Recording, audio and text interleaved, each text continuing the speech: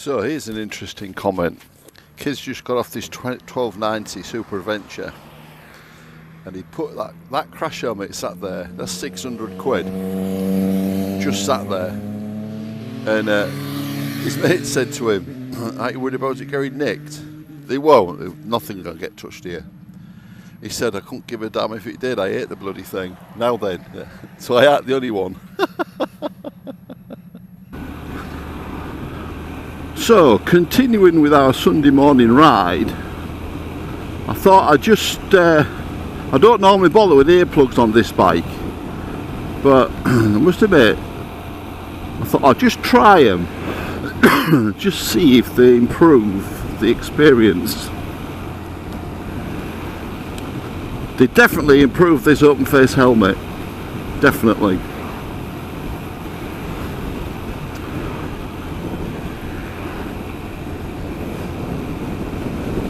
And I have the predecessor to this one, and I was having a look at it the other day, and the linings were a bit mucky, and you know, it was covered in flies and that. Anyway, it was raining and I was bored, so I took it all to bits. And Judy was just putting a load of towels in the washer, so I said, hey, can I chuck these in with your towels? Yep, chuck them in. So we chucked them in, and bloody hell, they come out like new. Ha, unbelievable. A bit different from what we had this morning.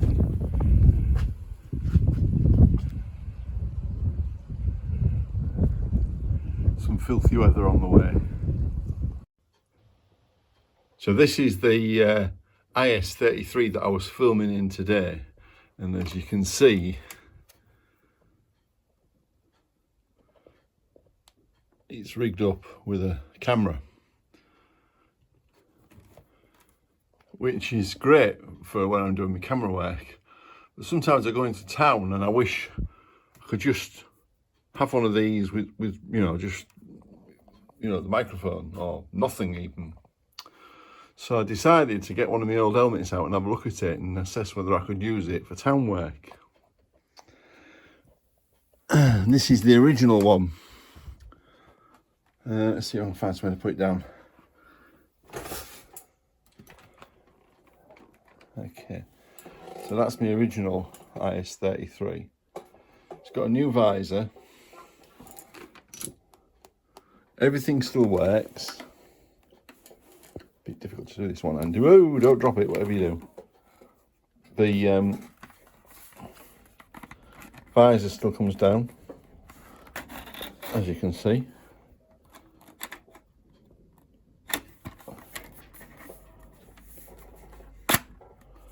And had it to pieces and give it a really good wash. All the foam inside is perfect, and it's like new. So I thought, for the monkey bike, that'll do for me, no problems. Anyway, back to the video. So, while I had it apart, I checked all the linings, you know, all the ridges inside the helmet. You nearly had him, didn't you? You're going to have to slow down a minute, it's a 40 there. See? Bloody idiot.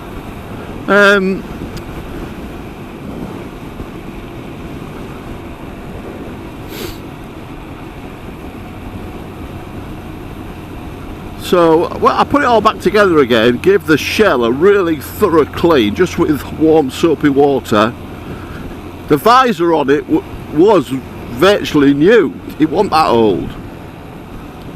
And I have this crash helmet, but it's all rigged up with cameras, but I like using this one when I'm bombing around town.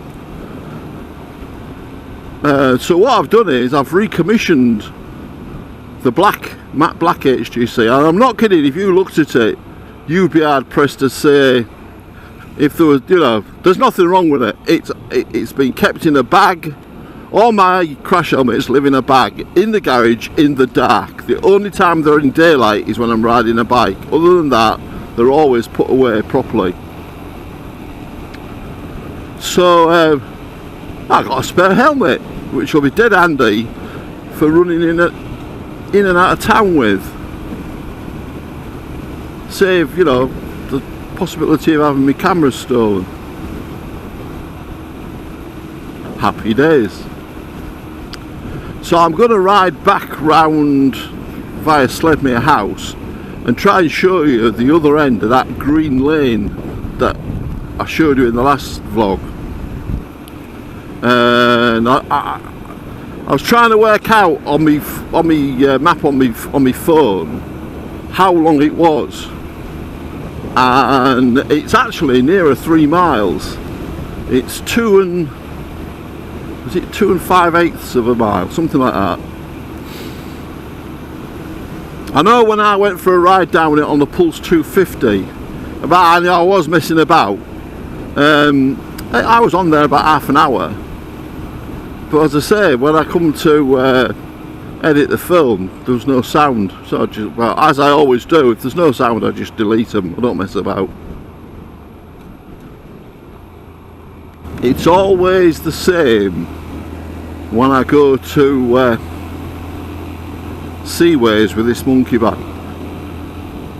The amount of people who walk up and take a look at him, and I was sat just at a table close to where I parked the bike,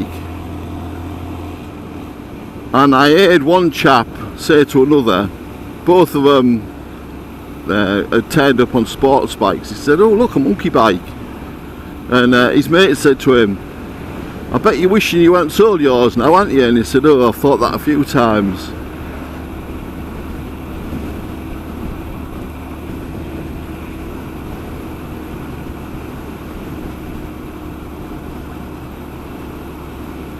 I should say they've had a spot of rain down here.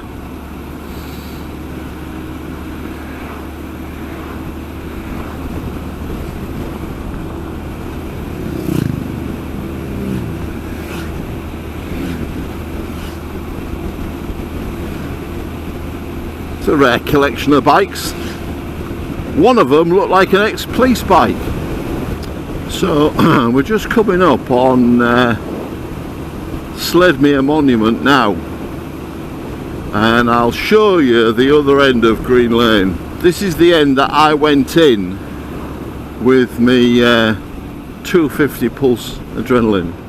There's the Sykes Memorial, what we call Sledmere Monument.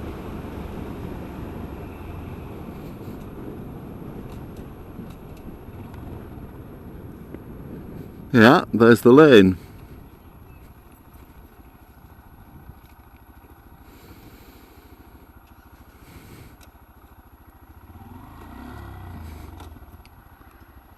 Jumped out of gear. Little monkey. Ooh, that feels loose.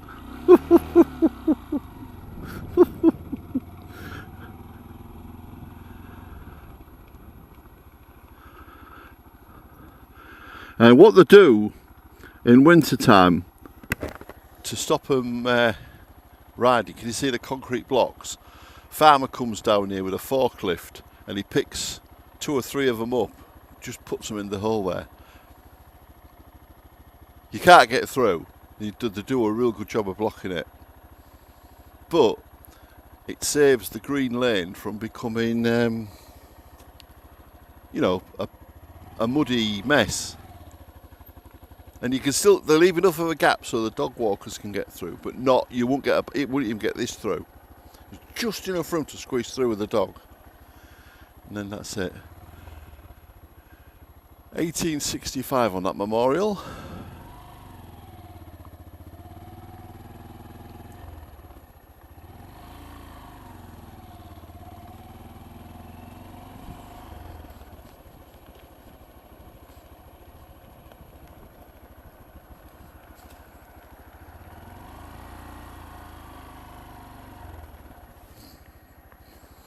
I do like it round here. Ah, yeah, there's the other bit of the lane, look.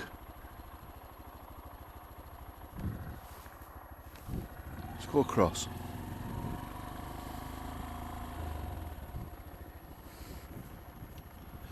He says it goes to Sledmere Grange Farm, and that's Monument Cottage. But it's tarmacked.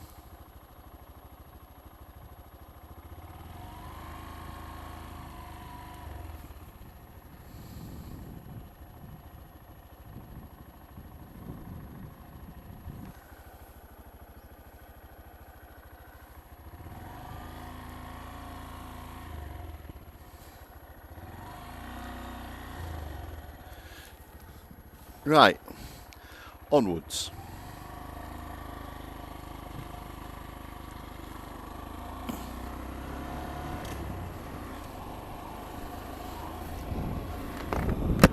I genuinely don't know if that's a private road or not, and until I do,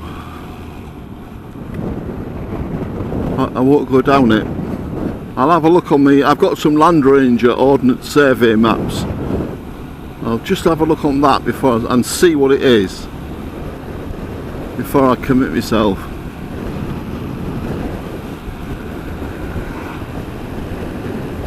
It's a really nice view. I can see the Humber Bridge and all the cooling towers on the river in Hull. See literally right across the county. I can see Hull Royal Infirmary. Funny enough, I've just been talking about that to Nick, Silver Fox Travels. At the moment, he tells me that they're on a cruise. I think they must be doing Norway because they're off the coast of Yorkshire at the moment. And he said a bit of excitement on the ship, somebody being taken ill, and they're waiting for a helicopter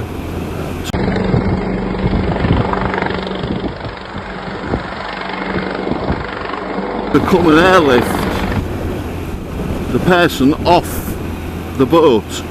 And surprisingly, they're taking him to the Netherlands. Rotterdam's like more or less opposite the Port of Hull. And I said to Nick, I hope he's Dutch. I think he'll be very happy, is he? Because there's a Coast Guard helicopter station at Humberside Airport, which is near Brigg in Lincolnshire, and they could just as easily lift him off there and take him to the trauma centre in Hull, which has a helipod, full brand new one, fully functioning. It'll take the big Sikorsky helicopters that the Coast Guard use, because it was originally designed for the RAF Sea Kings E-Flight 202 squadron. No longer part of the RAF, the squadron was disbanded. I don't think the RAF do any air sea rescue now. I think it's all with the Coast Guard.